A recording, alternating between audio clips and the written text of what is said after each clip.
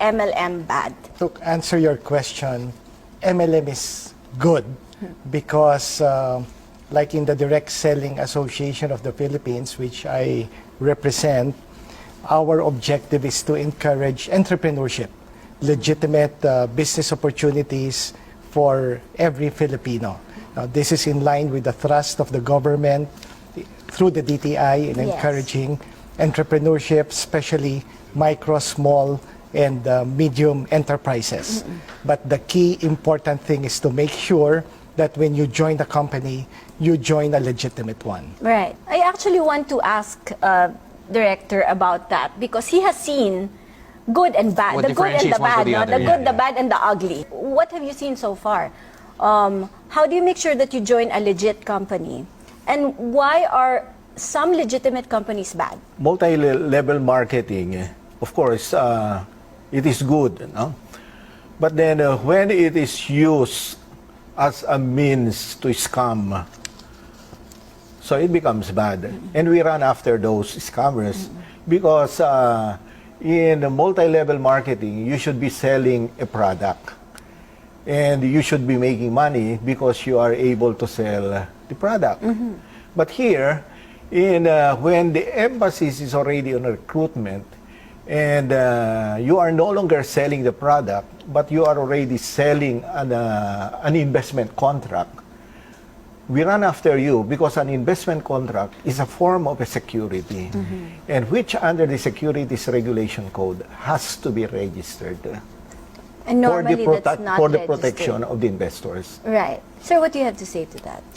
Well, just like what Director Aquino mentioned, the objective of any business is to sell products or services. No? And it is exactly the same with direct selling or network marketing. The only difference being in a retail environment, you sell products or services in a fixed location. But with regards to direct selling or network marketing, it is person-to-person selling. But the objective should be to sell products and services to the end user.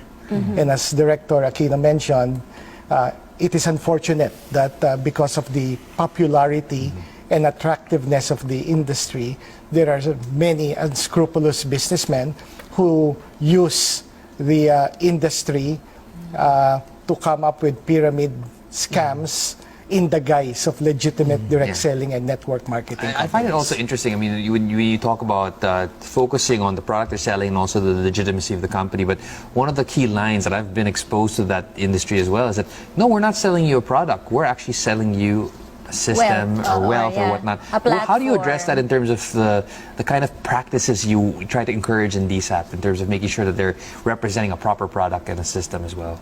Okay. With the DSAP, we have what we call the 8-point test to determine whether a company's compensation plan is legitimate or not. This is consistent with the guidelines of the Department of Trade and Industry as embodied in their Administrative Order Number 8, Series of 2002, which defines the definition of pyramiding and which outlines the type of pyramiding that is considered illegal.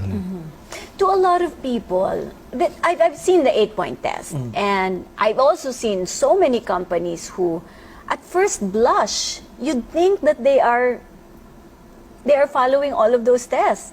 Because now, as the area of investments has evolved, there's a gray line now. Some companies appear to be selling a product, but in fact, the emphasis is really on recruitment. So the product might be there, there's a brand, they have displays, and you actually hold it. When you buy, have you ever been? Yes. Are you open-minded?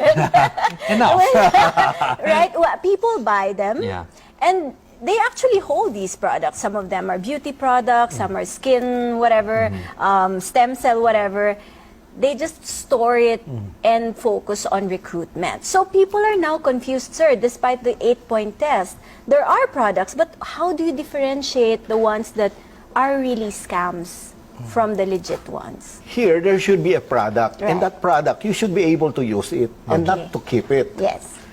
So if you are not using that product, but then you simply buy because you would like to earn money through recruitment, Right. definitely that becomes already a warning sign that the business you are entering into is not a legit one.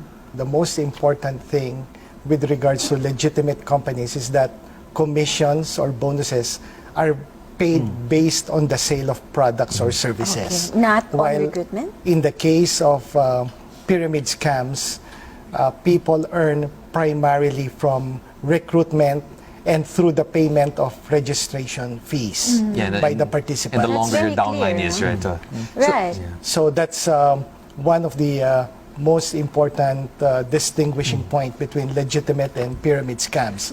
There are also other red flags. Yes.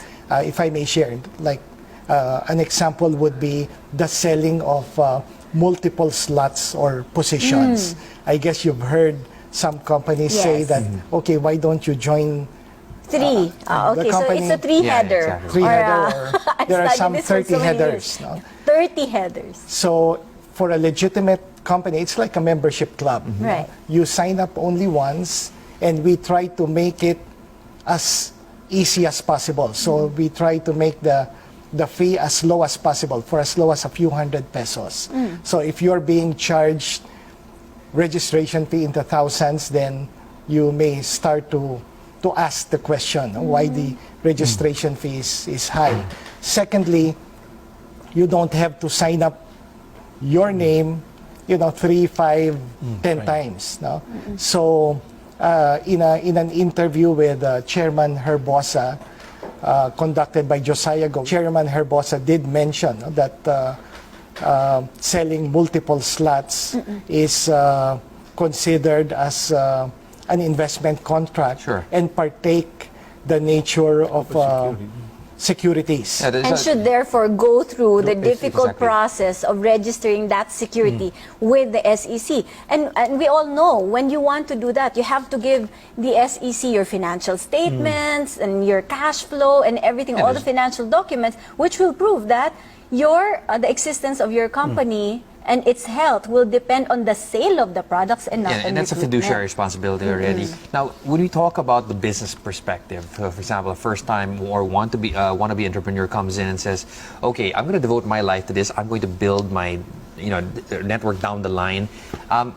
What really will drive them to be successful in terms of getting into a business? Is it the love for a product? Is it the kind of sector they're in? What really differentiates the successful ones for the non-successful ones? Okay, when you would like to be part of the industry, there are two major ways. One is if you have a product that you want to market, you could use direct selling or network marketing as the channel of distribution.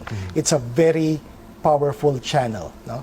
Imagine if you are able to sign up, let's say, 100,000 people in your organization, and you have representatives in each of the 7,000 islands of the Philippines, then imagine you have like 100,000 outlets all over the Philippines, and your reach is all over the country, as opposed to coming up with a retail outlet and having to set up 100,000 stores. No?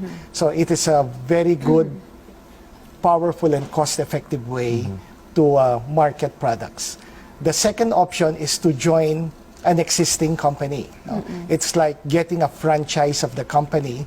It's a matter of choosing the product category you would like to venture into, the brand. You start sharing the products, and you're started with your business. I suppose it goes without saying that you have to be ultra passionate about the product and to the point that you're a user and an advocate, right? Yes, that's right. No, it's so difficult to market a product unless you use the products and you believe in the products.